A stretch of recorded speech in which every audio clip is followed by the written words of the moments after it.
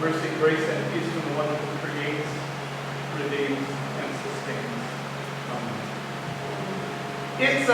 It's been interesting in the last few weeks that we have had a lot of uproar about religion and politics.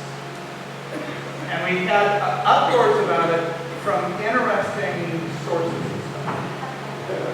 Because what's fascinating about this is that there's always, there's this interesting conversation going on just now that says religious leaders should stay out of any social, political, cultural stuff. They should only talk about faith and morality, as if morality could be separated from socio-political, cultural values. But there are people in the last 3 weeks who have been very, very clear about saying there should be a separation between church and state, which they do use only when they disagree with the comments of the religious leader. Because otherwise, they're pretty clear about saying, well, church and state, we are a nation under God. We will hear that conversation. We have it in our money. We added it to our pledge of allegiance. We've done all sorts of ways to say that church and state and politics and religion should be separated. Well, what's fascinating about that is we do that when it's convenient. When Pope Francis had, along with the church, came out with an encyclical on climate change and those issues, the response on the other side has been, I think it was Rick Santorum said, he should stick to, let science be handled by scientists and let faith issues be handled by the church. Well, what did he get his master's degree in? Chemistry. So, leave the science to the scientists, Rick. So what I wanted to say is that what's interesting with the text today, this is highly political text. You can't read Bathsheba without getting enmeshed in the politics of the day. And one thing that I once said a long time ago, that Samuel 1, 2, and Kings 1 and 2 would make a really excellent 4-season soap. And then they did that. There was a show called Kings, which literally took Samuel 1 and Samuel 2 and did the entire series almost, at times, incident by incident, out of the Bible. But didn't tell anybody that was the case. So one of the things I've come to realize about, especially King David's time, is that Game of Thrones and and Henry VIII, we Tudors were on, had nothing on King David. Absolutely nothing. They have way more scandals in the Bible than in those shows. I just want to share them. But it's important that when we look at our primary character of Bathsheba, who is daughter of Eliam, who is of the tribe of Benjamin, which puts her in the same tribal group as David. Literature, it's Wendy, the office administrator secretary, typed in Bathsheba and wanted a picture for the Lord. Not appropriate pictures for the Lord. Bathsheba is painted nude more often than any other character, including Adam and Eve. And so it's interesting that there's this there's a duality that comes out of this. One is that she is the sultry seductress, and the other side is that she is this innocent victim. And Bathsheba's story, as we hear in other texts, is way more complicated than just placing her in one category or the other. Here's the summary. David sees, first of all, real important, David does not go out with the troops. Bad king. The king is supposed to lead the troops because the promise of God rests in, at this point, in the person of the kingship of David. David, Joab goes out, all the armies go out, David stays home. Not a good sign. David sees a woman bathing on the rooftop, which is where people bathe, and in a very public way sends his servants to find out who she is. And then, finding out who she is, knowing that she's married, knowing that one of her advisors her grandfather is one of his advisors, he still tells her to come to the castle, sleeps with her, and in the midst of this, obviously, this story happens and takes up the middle of the a couple months later says, I'm pregnant. He sends for Uriah, Hittite, who is one of his mighty warriors, and comes back, and in the midst of this, tells Uriah, go be with your wife. Uriah says, no, I'm not going to do that. No, I'm not going to do that. Says it 3 different times. No, I'm going to stay faithful to my other companion. David, in good fashion, sets him up to be murdered. And it's murder, it's not just, death and battle.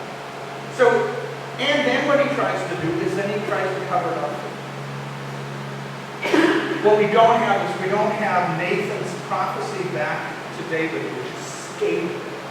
And Nathan does it in a very public way. Scathing as can be. So, part of this, a couple of facts that it is important to know. I grew up thinking this story was, David's first wife, Micah, was sent away, and then actually the King Saul did that, and that he married, Bathsheba next. Okay, that makes sense. No, there were 6 wives in between them, and 6 sons, and those are the only ones that we know about in terms of the list. So Bathsheba is either his 6th, 7th, 8th, or 9th wife. And he had many concubines by which he had children. So, let's keep king. David the shepherd is not necessarily David the king. Same person, but things have changed. Another factoid is that David never claims Bathsheba as his wife until after the death of the child. And that is a very important piece. He sends her home and has no further contact. He's not in love with Bathsheba at this point. Very important. He sends her away, she sends him a note back. I'm pregnant. Another thing is that David shows absolutely no remorse about killing Uriah the Hittite, who was actually demonstrated what it meant to be faithful to the troops and to his leader, as well as to the whole system. Another thing, David shows no remorse at the death of his first child. Baby's dead. He thought he could make a deal with God. It didn't work. He shows no remorse. He gets up, doesn't do any grieving at all, washes, puts on new clothes, anoints himself again. And in the midst of this, basically says, well, it's dead. Who cares? David will now spend the rest of his life manipulating both wives and them to stay in power. And as the prophecy of Nathan says, his house will be divided forever. Another factoid piece here is that it's really important for us to realize is that the sin of adultery is not considered a sexual sin. The sin of adultery is a property issue. So that the issue here is not that he had sex with another woman, which can be another issue. This is, he has violated fundamental household rules that families should be staying at. And so what David does is by doing this action, his sin is against Uriah the Hittite. But it's a very public sin because he's sending servants to do all of his communication and all of his activity. This is a very public thing. So when Nathan chastises him in public, he does it, the first time that he is remorseful or penitent is only after it's become public. Like we never had a politician do that. What I find fascinating, and I didn't realize this until this week, is that Bathsheba makes it clear that this pregnancy is David's issue, not hers. That takes strength. Also, the whole incident of Uriah being sent home, she doesn't solve David's problem for him. Because she's saying, this is your issue. When her husband is killed at the command of David, Bathsheba is the only person in the story who grieves. She grieves the loss of this husband who has been faithful. David then brings her to the palace. Again, makes her one of his many wives. And I think one of the things that I find interesting is that if we were to look, and we can I'll just read the couple lines. Bathsheba shows up 2 more times. This is from 1 Kings.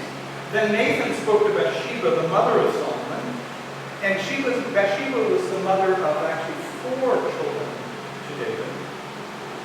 The mother of Solomon, saying, have you not heard that Adonijah, the son of Haggith, has become king? David, our Lord, does not know it. So now come, please, let me give you counsel and save your life and the life of your son Solomon. With David failing in health, one of the issues here is every one of his, now probably 10 sons, in various capacities are all competing for the throne. 2 have died already. The 2 oldest sons have died. Both in some kind of rebellion against David. So in this case, as David is failing in health, Bathsheba is the one who has to protect her children from this whole court of intrigue. But she's also savvy enough that she lines up she puts her faith and her power in the hands, in an alliance with Nathan the prophet, who was the most trusted prophet in the land. That piece is, I think, is important that we realize about Bathsheba. This is a woman who knows the game, the political game, and does what it takes to protect her family. The next story, and I'll let you read that separately, is that when one of the other half-brothers of Solomon, Solomon has become king. This half-brother is trying to usurp the throne. There's a long, complicated story of virgins sleeping with David. I'll let you read that one out. But I think what also is important here is that this person comes to Bathsheba and says, will you ask this favor of the king? Solomon's response is so David-like. It's immediately, because he feels threatened in what the request is, he immediately has his stepbrother or half-brother killed. So what I want you to get is that the picture of Bathsheba is way more complicated. It's way, way, way political. It's a dangerous place to be trying to raise children in terms of who has power, who doesn't have power at any one time. But also Bathsheba at times gets played by some of the politics, but also takes initiative in other times. I was thinking about this in light of the 4th of July. And I was thinking about the fact that one of the things is that sometimes we talk about that separation of church and state. And I don't know if maybe people won't know this, but separation of church and state has nothing to do with the church's interaction with the state and politics. The separation of church and state is about the separation of that the state cannot impose religion or a religion on the citizen. And what it means is that there is no separation between church and state and church and faith, I should say faith and politics, morality and politics, in the formal sense of it. It is a protection of people's faith and morality that what that separation is to do. So the separation only is one way. It's from the state to the church. That's what the separation is. So what it means is that faith and morality need to be more integrated into the politics of the day. And it can't just be proof texting, taking, well, I like this one and this one, these values over here, but I'm going to ignore all these values over here. And that there's a necessity that, like Nathan in the political context, that the church and people of faith have to call government to accountability. And if we aren't willing to call the political system to accountability, there are no other voices in the system that will do so. And so one of the important roles that Nathan demonstrates in this story as well as the prophet is that the church has a prophetic role in the midst of the society in which we live, in the midst of the politics of the day. A couple things that I was thinking about from this story that I think is important for us to know. One of the ongoing issues is that people in power often get so arrogant they believe that the faith and morals that apply to everybody else in society doesn't apply to them. Bill Clinton, Newt Gingrich, Bill Bennett, we have a list in our generation that we can all read. They truly don't believe that the values that apply to other people should apply to them. And the only time that they ever get remorseful or repentant is when they get caught.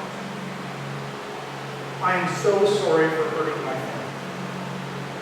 Well, wouldn't it have been interesting if you thought about that somewhere over here at the beginning? The other piece would be is that when people in power find themselves in this kind of situation like they did, they never learn from everybody that has gone before them. You're not going to get away with it. And covering it up is only going to complicate it more than if you just admitted it in the first place. I think that is one of those, that honesty piece, saying, yes, I messed up, this is the situation. As they try to cover it up, it becomes more complicated and more problematic. The other part of faith and morality and its kind of position and challenge to the political system is too many politicians cherry pick the values that they want to uphold from a religious tradition. And I think the Roman Catholic Church right now is probably in the best position for it. The conservative folk want to pick cherry pick on issues of abortion and same-sex marriage. Okay? Liberals want to cherry pick on the other side. Environmental issues, other issues. They aren't willing, both sides, both conservatives and progressives, aren't willing to recognize that sometimes the whole package comes into play. And we need to deal with the tension of what that means in terms of living out an integrated faith and moral life. I think one of the last pieces is that there is a certain ruthlessness about the political system, especially at the highest levels. And that there has to be accountability for how that's going to be done. And whether it be corruption, or sexual misconduct, or whether it be political positioning that literally is illegal. Illegal behaviors on the part of the people in power. Someone has to raise those issues, and it shouldn't just be, House committees or Senate committees or judiciary committees. I think we as a society need to have voice. And so here's just a couple things that I think are important to say. I think we need to have the influence of religious systems in our political system. And whether those be Christian or Jewish or Hindu or Muslim or Buddhist or native tradition, I think that we need to ask moral and faith questions in the midst of every single debate that we have.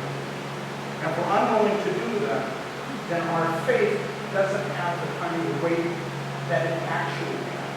We're not willing to use that power.